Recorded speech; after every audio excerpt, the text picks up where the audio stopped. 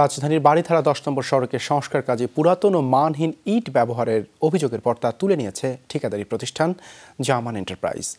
রোববার বিকেলে সরেজমিনে গিয়ে দেখা যায় ১০ নম্বর সড়কে ড্রেন ও রাস্তা মেরামতের কাজ চলছে। স্থানীয়দের অভিযোগ, রাস্তা সংস্কারে পুরাতন ইটের পিকেট ফেলে কাজ শেষ করার প্রক্রিয়া চলছিল। এলাকাবাসীর অভিযোগের পর তা তুলে নিতে বাধ্য হয় ঠিকাদারি প্রতিষ্ঠান। অভিযোগ না দিলে এমন মানহীন ও নিম্নমানের ইটেই সড়কের কাজ শেষ করতে বলে জানায় স্থানীয়রা। পিছনে ছিল পুরান না নতুন সেটা তো আমরা দেখি নাই, ওই গুণে উড়ে নিয়ে গেছে, উড়ে নিয়ে আবার নতুন গুণে মানে ফিরে আবার বসাইতে আছে।